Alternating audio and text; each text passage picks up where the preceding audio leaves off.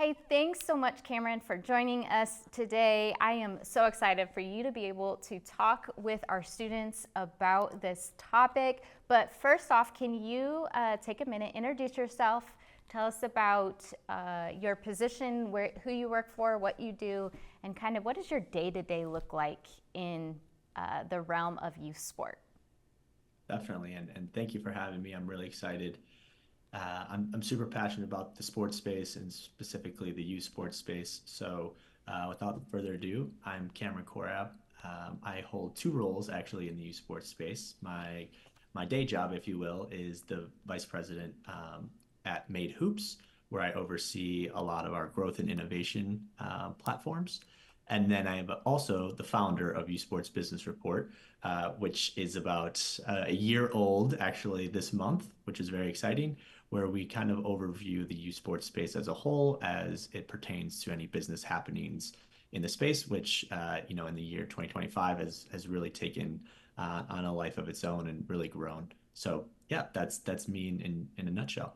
What does your everyday look like? What does it look like to work in those two organizations in youth sport? Sure. So at Made Hoops specifically, my role is pertaining to our brand partnerships, our content partnerships, and our data partnerships. So, you know, when you think youth sports, you might not think of those three initiatives. My CEO brought me in to more or less start the right side of the company, which encompasses those three verticals. So what I'm doing is I'm getting our brand out there to the marketplace for brands to come in and more or less sponsor some of the assets in the league that we have under Made Hoops. Whereas on the Youth Sports Business Report, my day is definitely different every day, where I am ingesting different stories in the marketplace, whether that be by tools in the background that come into our ecosystem, our inboxes that are DM'd to us, or I'm talking specifically to different players in the space that we'll go through a little bit later. I've formulated great relationships with all of them really, and they feed our team different sorts of stories, and we like to put our own spin on them, just trying to get the holistically the marketplace of business and sports just a little bit more keen on what is going on in the youth sports space. Yeah. How did you get to a place where you thought that it would be a good idea to start the youth sport business report? Yeah, yeah, it's a great question. So I did about 7.5, 8 years at a more traditional sports media and marketing company out of Chicago, where I was doing professional and collegiate sports deals in the media and digital space, as well as the naming rights and brand partnerships on the team and league side. I was reading a lot of the trades out there and things, it just kept me apprised about what was going on and helped me be more of a professional in the space. And when I transitioned over to the youth sports space, there weren't too many resources that allowed me to do what I was doing in my old job. So I set up a couple tools in the background, and this allowed me to get just a better grasp about what was going on in the youth sports space. And I thought, hey, if I need this, I can't be the only one that would want this. So why not put it out to the marketplace? So in a nutshell, I was solving a personal problem, a pain point of mine, and I thought, let's put a fancy name on it, a nice little logo, and try to put a little bit of our own spin onto it to the marketplace. Yeah, that's really cool and innovative. Can you can you speak to a little bit your journey to get to this place where you work in youth sport after Yeah, you graduated definitely. college, and what was your major in college? I'm thinking specifically about, can you speak to our students who may not have any idea what they want to do when they grow up, right? Quote unquote. Yeah, But the world can be really scary once you leave college. So kind of what definitely. was your path? How did you figure out and where to go and what to do next, and how did you get to where you're at? Sure. So I always knew I wanted to work in sports in some capacity. I've had family members that have kind of gone on a journey in the sport realm, not as specific to mine. So I know I always I had that in the back of my mind. Uh, And when I graduated college, I was majoring in media advertising with a focus on sports media sales.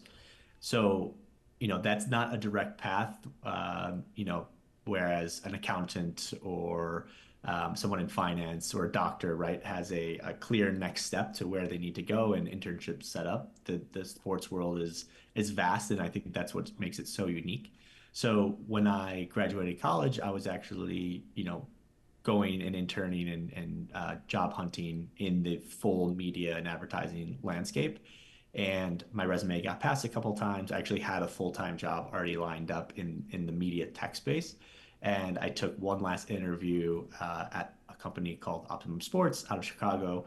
And, I got hired on as an intern, not a full-time role.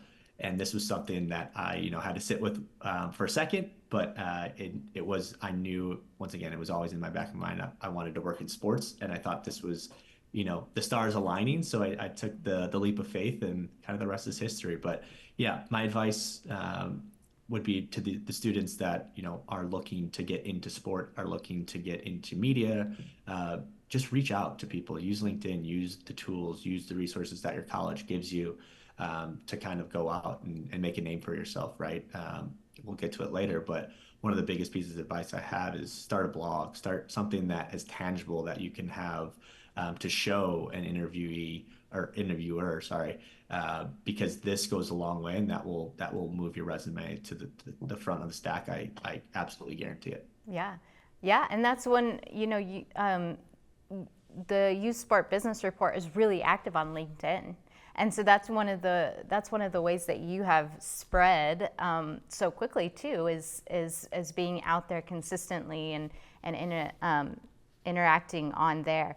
So one thing that I love about your position is I feel like you have a really good understanding of all the different elements of youth sport. And one thing that we're talking about in our textbook and that the students may have read is that there are so many different elements that go into the U.S. Youth sport ecosystem, if you may. How do you conceptualize the youth sport ecosystem here in the U.S.? If you had to think of it in a diagram or something, or what does it look like? Mm-hmm. How would you describe the ecosystem here in the U.S.?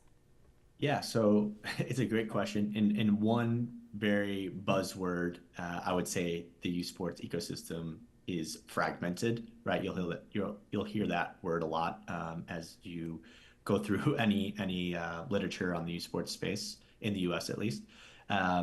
And I think this is because a couple different things, right? The nature of youth sports being localized, there was never really a need to work vertically or horizontally across the industry or across the country. So, there are a handful of 7 to 8 figure youth sports businesses out there that are kind of stuck because they don't know which way to pivot, because they've been doing the same thing over and over again. And the only way they're growing is by adding more events or adding more teams and people, right? And, that might be by design, but, with the new money coming in, PE technology, right, there are ways that the esports ecosystem is truly evolving and exploding. And a major reason that I kind of saw the signs to kind of move into it, where, traditional sports, professional and collegiate, right? Yes, they're changing, but, there's bigger key stakeholders in the leagues and, organizations and teams that, the needle's not going to move as much, whereas youth sports is truly an ecosystem that's ripe for disruption and tools and technology and cash really from PE firms is going to allow a lot of movement. So when I look at the major players in the space, and bear with me, I've bucketed these accordingly. There are a few, right? You first have your rights holders or event organizers, which these are where the kids and athletes play the sports, right? You can couple this with different sports programming such as camps or training. And with that, we also couple in their facilities. So as we move down, we move into more of what I like to call like the tech sector, right? This is starting to evolve, and maybe 10 years ago, this wasn't even a thing. but things like event and facility discovery, right? CVBs, which are convention and visitor bureaus, right? These are huge sectors in the youth sports space that a lot of cash flows through, and a lot of reasons why, an event might be in, a certain area. You also have ecosystem platforms and, management and communication platforms and video capture, right? Like, where are parents going to organize and get information on these youth sports events? How are they communicating with coaches, right? Back in the day, this was done with, a phone call and a phone tree.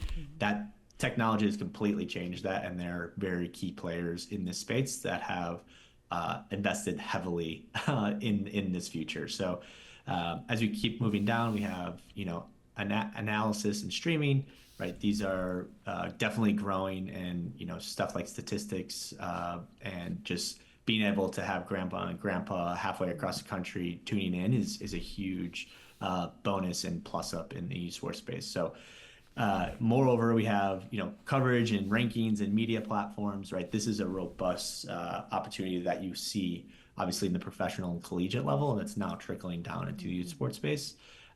Once again, I'll touch on stats and analytics and performance measurement. Once again, definitely in the collegiate and pro, that's trickling down.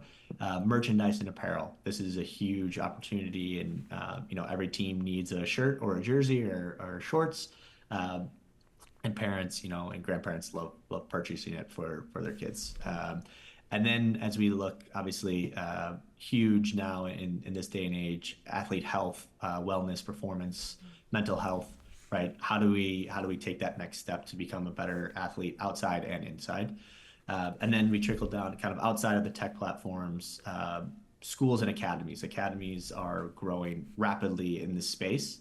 And we start to see, schools kind of pivot into this academy lifestyle, where there's definitely a focus on the sport, where, they're offering very professional models to kind of get their athletes and their students to that next level. I've hit it on a couple times, but investors in PE and private equity and institutional capital is making its way and loudly into this space.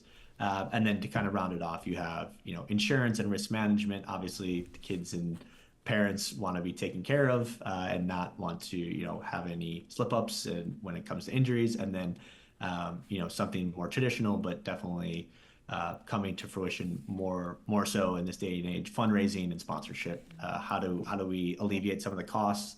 And these are two great avenues to do so.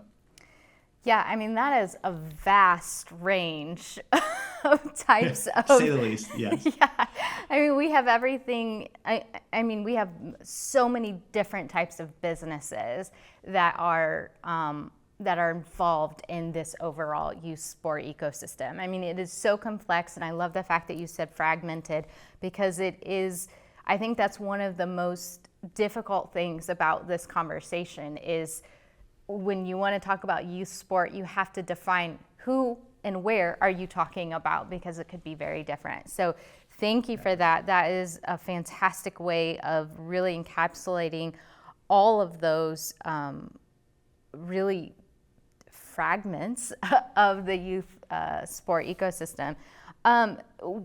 Where do you think are some gaps that you think are in this youth sport ecosystem? Where are the gaps that you're seeing that could be maybe on the verge of really being exploding in this space?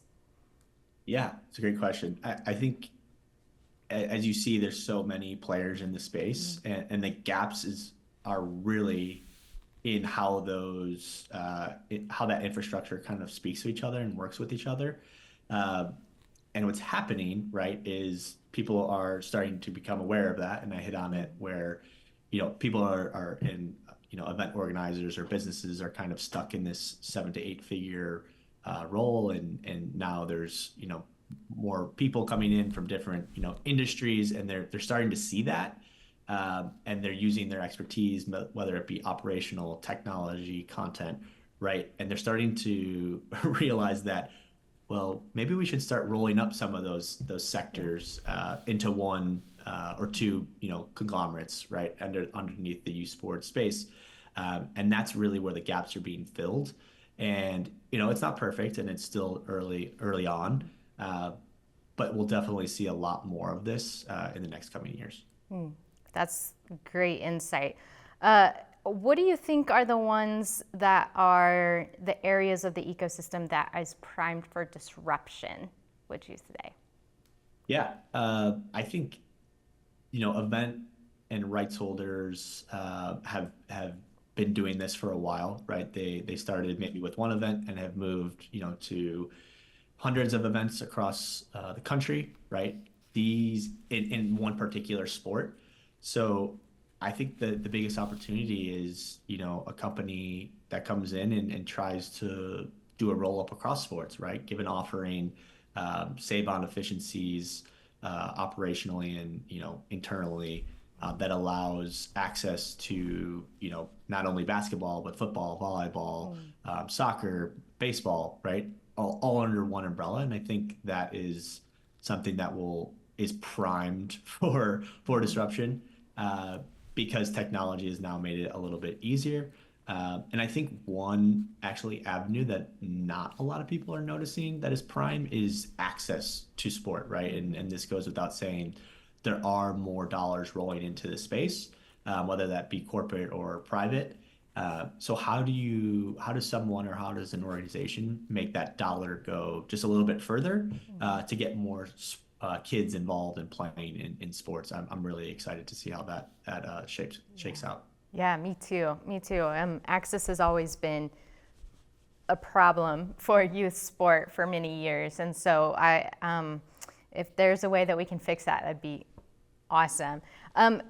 What maybe this answers the question, but what do you think are the areas that are underfunded that you would like to see more focus on in the ecosystem? Yeah, I mean, obviously underfunded areas of the country, right, are primed for that access to sport, but more on the full ecosystem in general. There's a stigma, and some of it might be true that these youth sport operators and people that have been in youth sports, that's kind of all they've done, right? And they don't really have experience from different finance or media or technology, and once again, that some of that might be true, but because of that, some of these areas like brand engagement with the blue chip brands of in this country, right? That's super underserved. The ability to produce and distribute content, right, is definitely underserved. Um, Having the ability to then activate on site at scale with some of these brand partnerships. Obviously, that's coming a lot from my background. And then I think the biggest one here, and I've seen it in real time, is data and data collection, right? How are these esports entities collecting data and using it for good? I think is something that definitely is underlooked because people in this space and event organizers, they want to put on the best product for their players and their parents, and they're very focused on that. So some of these things, might not get as much attention as they probably should. Sure, sure. What about when you look at the whole ecosystem? Are there some trends or statistics that you are seeing overall in the U.S.? Yeah, I mean, there's definitely some negative things that are obviously around the esports ecosystem, like reduced participation, the rise in cost of sports, the big scary private equity entering the space. Uh, I think that's all warranted, but honestly, I always go back to the foundation of youth sports is a place where kids are going to be able to learn truly invaluable lessons like leadership, teamwork, conflict resolution. These are life lessons that most parents are happy to foot the bill for. So when we think about those kind of trends, I like to always combat that with youth sports is basically a second school. And I think obviously there's tons of money coming into the space. Another trend I'm following very closely is these new mega facilities, right, that are acting almost as a vacation destination wrapped on top of a youth sports complex. I've actually heard of it as like a Disney World on top of a youth sports complex. So that's something I'm definitely taking note of, and it'll be interesting to see, how bigger brands play into that. How much money, these it's nearing $100 million for some of these facilities, which is pretty crazy. And one thing, I've kept a tight pulse on is, how does policy and government play a role in youth sport? Obviously, in the U.S., it's much different from, maybe what's going on in Europe. But are there ways that policymakers can alleviate or subsidize some of the costs that are more or less a barrier to get into a lot of the youth sports? Because at the end of the day, we need to have these kids out and playing. Absolutely. Yeah, when you look at the US versus so many other countries, we have a completely different governance system than they do. So much of youth sport in other countries is governed by some sort of the government, some aspect of the government, and we really just don't have that here in the US. And so it is kind of a free-for-all, and I know there's been some organizations that have tried really hard to bring a little bit of governance to. The NFHS is always, a strong contender in that space to provide a little bit of oversight there. But you're so right. It's just the governance is it's different. It's just different here in the U.S. What about? So here's a big thing that I'm seeing and that I think is ripe for explosion is really the use of technology in youth sport, whether that be wearables or AI or other different functions of technology. What are you seeing? Are you seeing that as well? And are you seeing it being really changing the landscape of how we do youth sport here? Yeah, 100%. I think first and foremost, the roll up term I'm going to use again here. You're starting to see all-in-one platforms, right? So where you have scheduling to management to streaming, and at the end of the day, those are made to create just an easier product and an easier fluidity for operators and parents, right? At the end of the day, right? Point blank. And I think technology, that's what it's here for, right? It's here to help solve problems and alleviate stress. Now, how these platforms are doing that definitely is a business case in itself, right? Do you go a free ad model version where any parent and any team or any player can get on here and you're bombarding these, the audience with ads? Or is it a subscription model where, hey, $5 a month and now you have access to all these amazing tools? I could see that really changing now with the ease of technology and the ability to kind of create these things internally. So we'll see how that plays out. AI, obviously, massive buzzword. This could change tomorrow, how the whole ecosystem works. But once again, it's probably best use case is to alleviate a lot of the tedious tasks, right? That no one wants to do. Scheduling is a huge one that AI can now, with the click of a button, have your schedule printed out and auto populated for a couple different tendencies and filters, right? That's huge. Wearables definitely, and recovery devices are 100% starting to creep their way into the youth sports space. I believe a lot of that is because the audience, it's so large, and if you really dive in, it's primed for a wearable or recovery device to come in and get these customers, the athletes at a young age, and make them lifetime customers, right? The LTV to CAC, if you will, is through the roof there. So, but yeah, I think overall, in this, is a stigma, and I think the youth sports is known as a laggard when it comes to technology. So, with all this money kind of pooling in, it will be interesting to see where it all shakes out, technology-wise. Yeah, if you had a crystal ball of how it's going to affect the industry, how do you think that the tech will change aspects of the industry? Yeah, in its most core rudimentary spot, I think technology will just create this very seamless operation in youth sports that is not there right now, right? I have, if I'm looking in a crystal ball, I'm seeing uh, every athlete having a unique identifier, right? And this will then alleviate a ton of opportunity and have, just endless potential on the back end, right? Registration, live streaming, an overall health check, highlights, all of these things can be really, really streamlined. But at its root problem, technology has got to take care of, how do we get kids in and how do we make sure it's you know, Billy or Bobby isn't getting, mixed up, right? So Sure. if we can do that, yeah, the back end possibilities are really something that technology is going to fuel and absolutely explode. Yeah.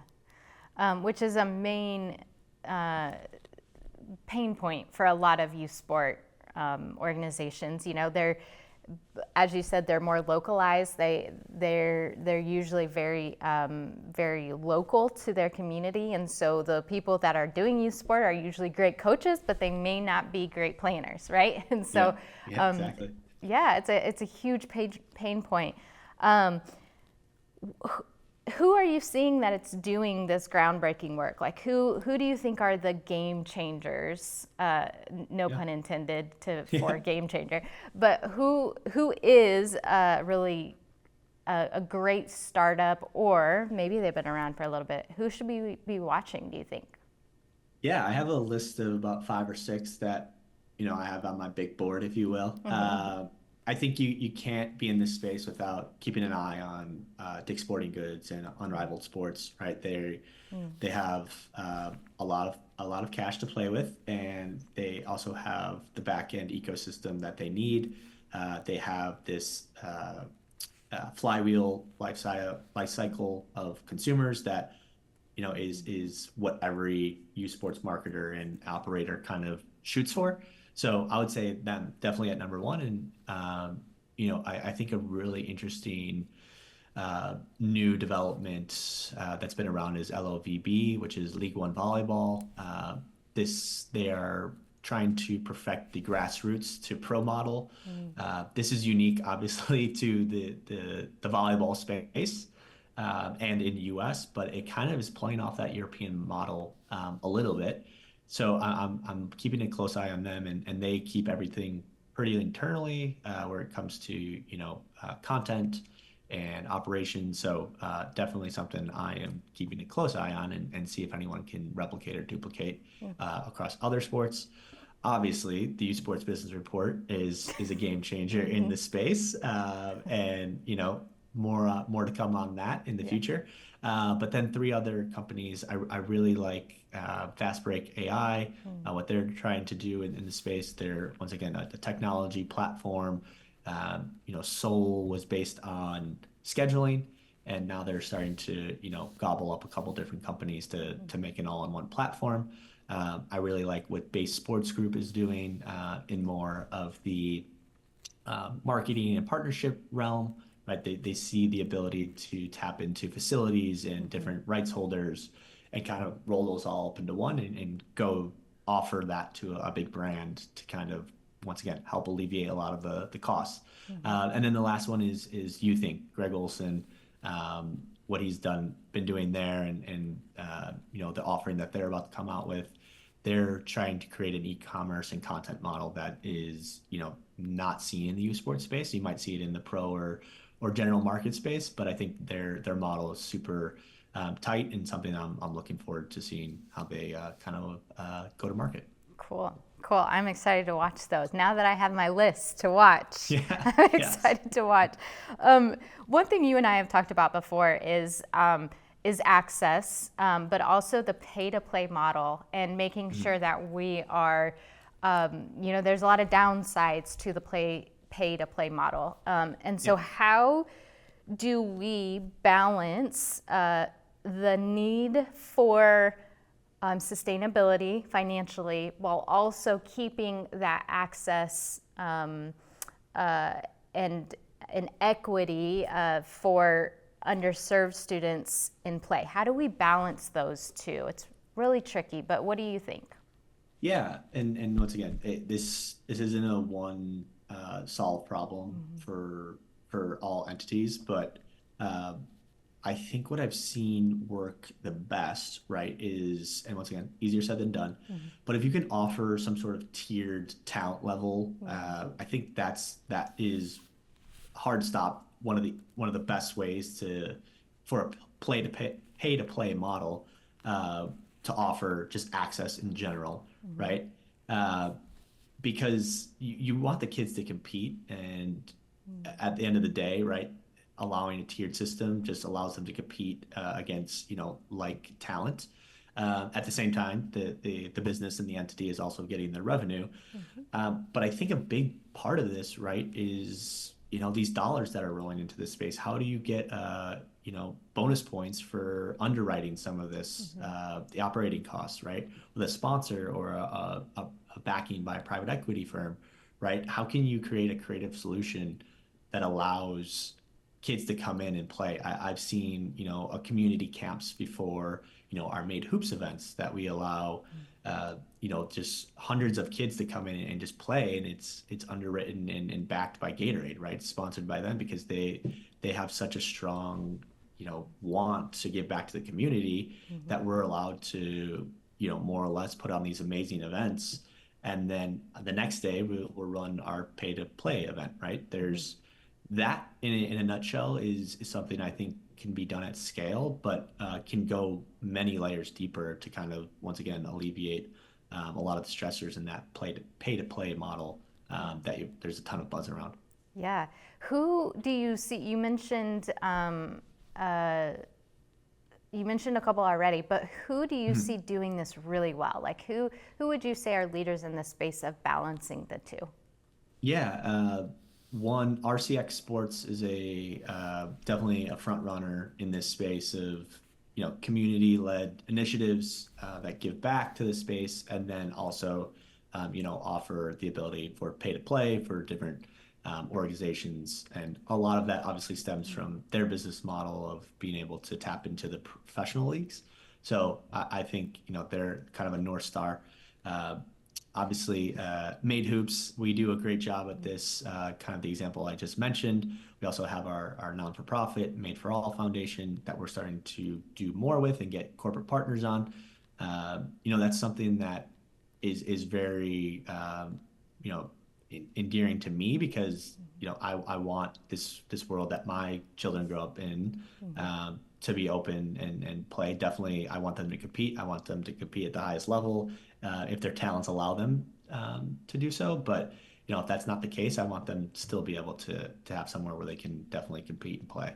But once again, I think in the media space, I think you'll see partners like You Think or Win Win is another one that are shedding a lot of light on this, and definitely having a section of their business, if not the full thing, kind of giving back to this space. And it's super important to the whole ecosystem in general. It kind of keeps the flywheel going, if you will. So yeah, there's more attention coming, definitely. Yeah. What's a big problem? I'm thinking about our students that are watching this, and thinking about what space would I want to be in. If there's some that are entrepreneurial type of students and they want to say, like, I want to fix a problem and start something new, what's a big gap or big problem that you see right now in the ecosystem that you would really encourage people to solve? Yeah, if I could mobilize some young professionals right now, and if they have the hustle, if they have the tool or skill set, I would very much focus them in on two specific avenues. One is content, right? And I think young professionals have that skill set and that tool set. This is something that entities and organizations need and they want, right? They want in this digital day and age. Once again, youth sports is a laggard, and content and media is something that they don't have the resources for. or don't have the expertise or just it's low on their checklist. So this is something I would 100% gear young people, either start an agency on your own, knock on a couple doors, call a couple people, DM them on Instagram, right? Just to see what you can do. They're never going to say no to more content. And in that same vein, obviously this is putting my marketing and growth hat on, but brand activations, right? There will be, and there is a lot of corporate dollars coming into this space. Once again, these event operators, organizations don't have the resources to allow for, 4 activations across 4 different facilities or events in one weekend. So how can you help solve that? Go start with your friends, a group that you have people in 5 different cities, and you're able to work these brand activations and bring them to life. That would be huge. And then pair them with your content friends, and now you got a full business. Oh man, I think you should start that, Cameron. You are ripe to start that business, I feel like. Yeah. Okay, let's go to the big elephant in the room, which is NIL, and how that is changing the youth sports space. Obviously, Sure. we've seen how it's changing the college space. But how are you seeing that really change the high school and even younger sport space? Yeah, definitely. And I'll start with, I truly believe athletes should have the opportunity to get compensated for their name, image, likeness. It's about time, right?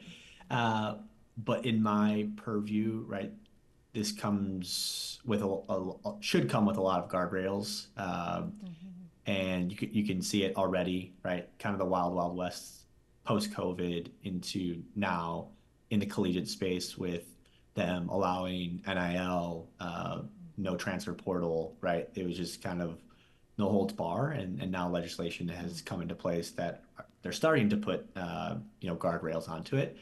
In the high school space, obviously that will be a laggard, to use a word I've been using. And I think a lot of the responsibility will actually get put back on the parents, since most of these athletes are under the age of 18. Once again, this can all be positive if done in the best light, but there are sure a lot of ways it can go south.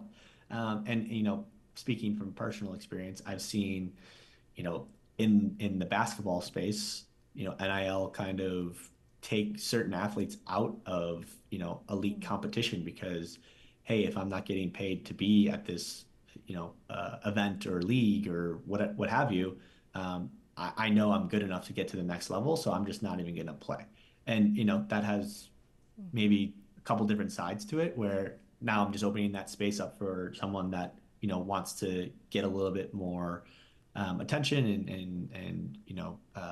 and that could be a great thing. At the same time, it's, hey, when is that going to stop? At what level? At what certain level? And, is it ever going to be to the point where I think I am at a point where I might get to the next level, but will not playing in this event kind of, sour the taste of, a coach's want for me to be on their team, right? Like, so there's a lot that kind of goes into that, and especially in the high school space, where it's so new, it will be very interesting to follow as it kind of moves into the next couple stages. Yeah. Yeah, I mean, we're already seeing, some athletes, some high school athletes being offered big money, in their recruiting process, and how that affects what they do. It's definitely an interesting conversation that we definitely, and something that we want to follow to see how it all kind of shakes out. But it's such a fascinating concept. We are just on the precipice of a lot of changes, I think, that we're going to see, that NIL has going to trickle down into the high school space. What's one trend that you think surprises people about the youth sport, or maybe let me frame it this way: what should future youth sport professionals be focused on? What should they pay attention to? Yeah, I tend to use a couple different anecdotes when talking about these trends. In my 9 to 5 and on the esports business report side. And it's what's really it sets esports apart. I like to tell people. So the first, and a lot of it is revolving around the parents who spending the money, right? Parents are spending just thousands of dollars already in this space, right? So if you're someone who wants to get into this space as a brand, you can help alleviate or offer value to the parents, right? That's a loyal customer that you're going to have for your brand for a long time, and they're going to remember that, right? Even giving a T-shirt away at an event is, you would think some people won the lottery, which is crazy. Uh, you know, in that same vein, right? Parents are spending countless hours in a gym or at a sports complex, and we're already starting to see it, right? What are the other opportunities you can offer them on site? Because honestly, if you think about it, no other, and I'll use this generally, sport can offer this week in and week out, you know, people being at their complexes for multiple hours on end. So the opportunities are really endless in that regard. And this is one that, I like to workshop with a couple different people, but and there's no data to back this. I'm just, generalizing here, but I truly believe most parents would rather miss their favorite sports team play than miss their kid's sports team play, right? I know for my son, I hope I never miss one of his games, but I'm a huge Cubs fan. I could miss a Cubs game here and there, right? So I think those three are definitely stuff that I think surprises a lot of people, outsiders looking in, and three things that once you understand it, you can really understand the true power of youth sport and what it can do for an entire ecosystem of the whole organizations. Before we hit the rapid fire questions, is there anything about the youth sport ecosystem or anything in the ecosystem that you think we didn't get to talk about yet and that you think is really important to discuss? Yeah, I would say, just being open to the youth sports ecosystem in general, right? When I was in kind of going back to one of your original questions, when I was in college and looking for my next step, I honestly wouldn't even thought of youth sports. I ran a youth lacrosse camp when I was back in high school, but that's about it.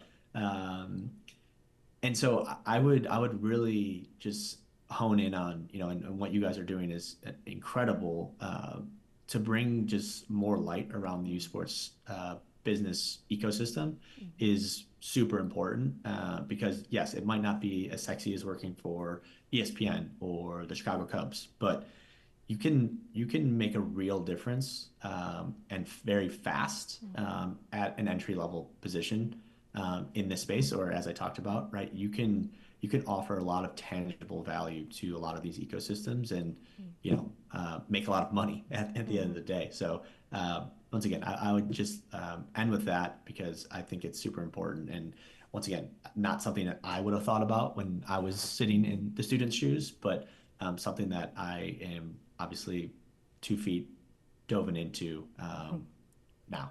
Yeah, that's great insight. All right, you ready for these rapid fire questions? I am, of course. Okay, all right. What is your most memorable moment of your career? Yeah, so in the sports space, sorry, in general, you get to do a lot of very cool things. Uh, so I was actually able to go to the first Cubs World Series game at Wrigley in over 100 years, which was really, really incredible. Yeah. Oh my gosh, that would have been amazing. That's awesome. Okay, what do you consider the greatest success of your career? Yeah, this is one that is very obviously true to me. Moving over from a big giant corporation to a smaller company, um, and really obviously leaning in on helping that company grow, dollars and cents wise, has just allowed me and the company in general to hire more people, give other people the opportunity to kind of enter this incredible industry. So holistically, I think that's the greatest success, just being able to get more people into the industry and doing it the right way. I love that. I love that answer. Okay, I think students always see the bright lights, the good things that happen, the successes, but I think it's also just as important for us to be transparent about some failures that have happened so that they know that it's going to happen.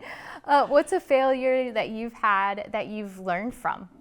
Yeah, once again, it's not all rainbows and sunshine. I won't pinpoint one specifically, but I would say that failures happen every day, right? Whether it be, hey, I forgot to post this on social media, or I forgot to get this piece of content captured, or I forgot to send a sign, or I didn't press go on this order form of materials we need, right? That happens literally every single day, no matter if you're in the professional sport realm or the youth sport realm. Obviously, technology is helping that. But if you don't fail, you're not gonna learn. I'm sure the students have been told that before, but the best time to fail and learn is when you're in entry level position. Obviously, you don't want to make it a habit, but something that helps you grow is definitely a couple failures here and there. Yeah, the preach. Okay, if you could go back and give your younger self one piece of advice about working in youth sport, what would it be? Yeah, I have two pieces of advice actually. Oh, let's hear it. Meet as many people as possible, right? This is gold, and the realm of sport in general is vast, but it's actually very small when you come to think about that. And a side note there is, don't burn any bridges in this industry because it is so small that everyone knows everyone. And then in the true entrepreneurial spirit, don't be afraid to start your own thing, right? That's a great way to learn everything about business. It's a great way to learn how to fail and grow. And trust me, if you're consistent and you produce something of halfway decent quality, it's going to get noticed. And if you're looking to get into this world, your resume, or however kids get their face in front of an interviewer, will get moved to the top of the pile. I can more or less stamp that 100% guaranteed. Love it. Great advice. How has your personal experience in youth sport shaped or informed the work that you do? Yeah, I think sports, and obviously I started as very young. I didn't play in college or anything, and I kind of hit on it, but sport is truly one of the only ways that allows you to learn how to compete, how to be a leader, how to work on a team, right? All in one ecosystem. And that has helped me drastically in my professional career, whether it be in pro sport or youth sport, because not everyone or not every organization is going to have everything super buttoned up. And just being able to have those skill sets behind you, and I will 100% give that to my parents and youth sports. But I think it's an invaluable skill set that you can learn, and youth sports is where to do it at a young age. Yeah, so good. All right, favorite coach of all time? So my favorite professional coach of all time is obviously 1985 Bears, Mike Ditka, and my favorite personal coach that coached me was my baseball, basketball, and football coach in middle school, Mr. Mike McGuigan. Shout out to him if he's listening. Yeah, those are the two. Yeah, I love asking this question because without fail, almost everyone says a personal coach. Yeah. And I think that goes to the importance of what youth sport is, right? Sure. The importance behind the people that invest in kids and their activities and who they are as people, and you're no different, right? Like, we all had people that poured into us, and that is the power of youth sport right there, that will live with you for a long time and many, many others. And so that's why we do what we do, right? Like right there. Yep, every day. Yeah, perfect. Well, Cameron, thank you so much for taking the time to chat with us today. I am so grateful for the work that you do and the insight that you have, and just appreciate you taking the time. My pleasure. Thanks for having me. And obviously, if anyone needs anything, feel free to reach out.